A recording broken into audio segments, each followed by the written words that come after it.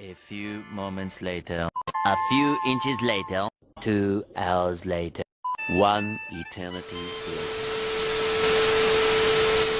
Assalamualaikum warahmatullahi wabarakatuh. Perkenalkan, saya Nada Maiza Arpita, biasa dipanggil Nada, alumni dari SMA Negeri 1 Ranah Pesisir, dan sekarang menjadi salah satu mahasiswi di Universitas Andalas, jurusan Biologi. Nah, pada kesempatan ini, saya akan bercerita tentang perjalanan dalam mengikuti UTBK SBMPTN tahun 2020. Aku putusin untuk ikut UTBK SBMPTN, pastinya karena emang gak lulus pada jalur-jalur sebelumnya. Terutama itu adalah SNMPTN. Karena itu, aku putusin untuk ikut UTBK. Walaupun awalnya emang kayak rasanya aku gak yakin, karena UTBK SBMPTN ini rasanya emang terkenal susah. Tapi karena emang udah niat, jadi aku putusin untuk lanjut ikuti. Nah, untuk belajar UTBK SBMPTN itu sendiri, aku mulai belajar sekitar 5 bulan, kurang lebih 5 bulan. Dan fokusnya itu 3 bulan terakhir, 3 bulan sebelum hari H-nya. Sementara 2 bulan pertama itu, aku memang kurang fokus, karena pada 2 bulan itu aku lebih fokuskan untuk belajar untuk ujian nasional. Walaupun pada akhirnya ujian nasional pun gak jadi, karena pandemi. Selain itu, karena emang pada masa akhir-akhir atau masa ketika mau lulus, jadi banyak yang mau diurus, banyak hal-hal yang harus dikerjakan, yang menyebabkan emang kurang fokus juga ikut belajar UTBK itu. Nah, aku belajar UTBK SBMPTN itu mulai dari buku-buku khusus UTBK. Awal belajar emang kayak rada-rada susah, tipe-tipe soalnya lebih sulit, lebih susah dari soal-soal ketika SMA. Dan jujur aku sendiri sebenarnya kurang di bidang akademik, apalagi di bagian matematika. Aku memang lebih kayak kurang gitu. Nah, karena emang ngerasa kurang pintar dalam hal itu, aku putusin buat belajar dari dasarnya. Belajar dari dasar. Emang gak mudah, tapi untuk awal-awal aku coba. Nah, sementara untuk 3 bulan terakhir, baru aku lebih fokus, lebih sungguh-sungguh untuk belajar. Aku fokusnya bukan cuma belajar di buku doang, tapi coba buka relasi lebih lebar lagi. Coba belajar dari sosial media, coba belajar dari YouTube, grup-grup WA, Instagram, aplikasi-aplikasi UTBK lainnya, atau platform lainnya gitu. Aku coba. Emang awalnya terasa berat, terasa sulit. Tapi, dan aku sendiri sebenarnya belajar gak terlalu ambis. Terlalu ambis maksudku itu belajar pagi, siang, malam, gak kenal waktu. Sebenarnya menurut aku sendiri belajar gak harus gak kenal waktu gitu, gak harus dipaksain pagi, siang, malam belajar terus. Tapi menurutku sendiri, belajar itu walaupun sedikit, tetapi benar-benar masuk ke otak. Baru itu yang dinamakan dengan benar-benar belajar. Nah, aku terapin metode-metode begitu.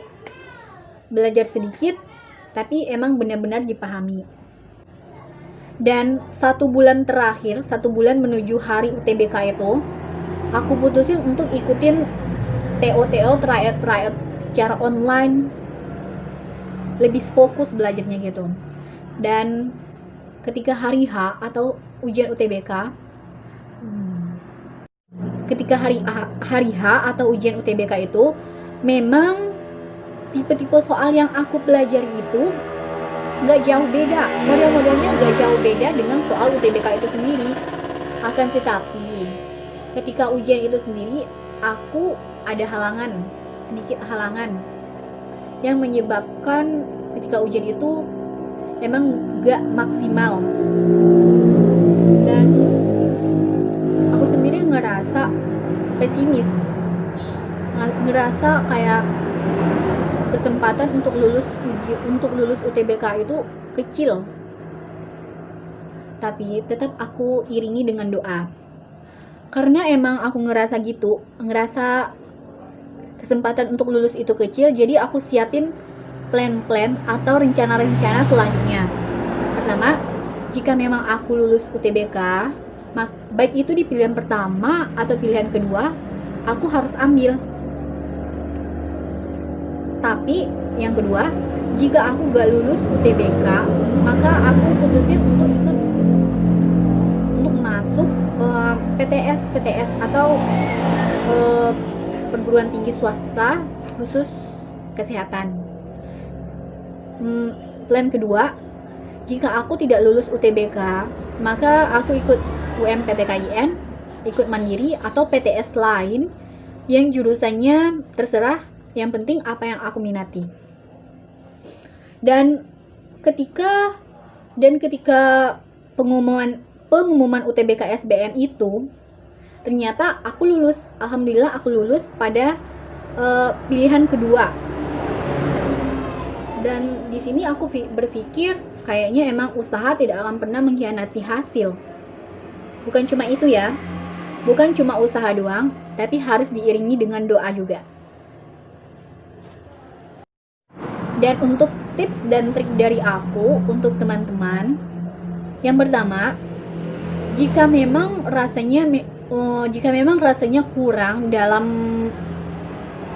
belajar, kurang dalam akademiknya, cobalah belajar dari dasar-dasar, karena memang belajar dari dasar-dasar itu nggak percuma, itu akan benar-benar membantu untuk seterusnya.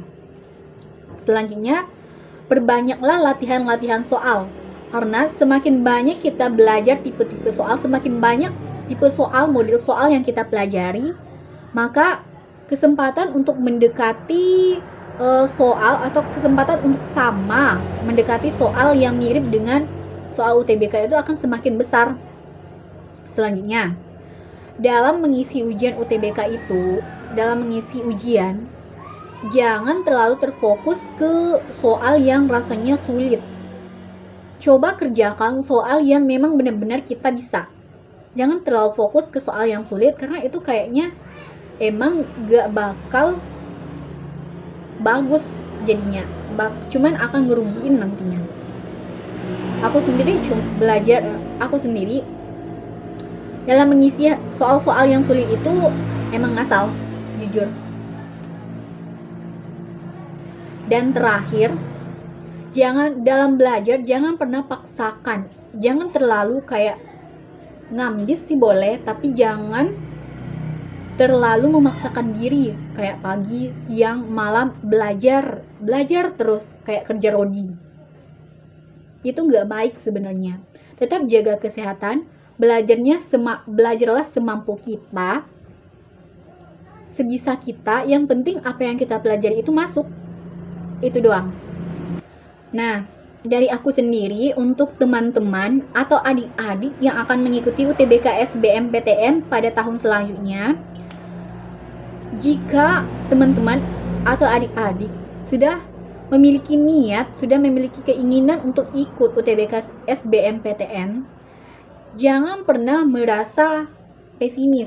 Jangan pernah merasa kayak gini, kayaknya aku nggak mungkin deh, kayaknya aku nggak bakal mampu deh.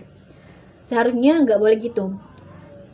Tetap optimis, tetap jalani, belajar dengan sungguh-sungguh, belajar dengan fokus, dan benar-benar insya Allah usaha tidak akan mengkhianati hasil pastinya. Nah, itulah cerita singkatku tentang perjalananku dalam mengikuti UTBK SBMPTN.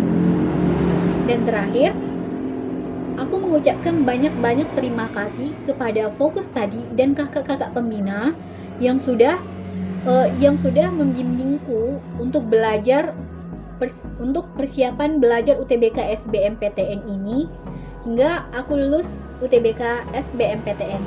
Terima kasih Fokus Study. Aku tutup dengan wassalamualaikum warahmatullahi wabarakatuh.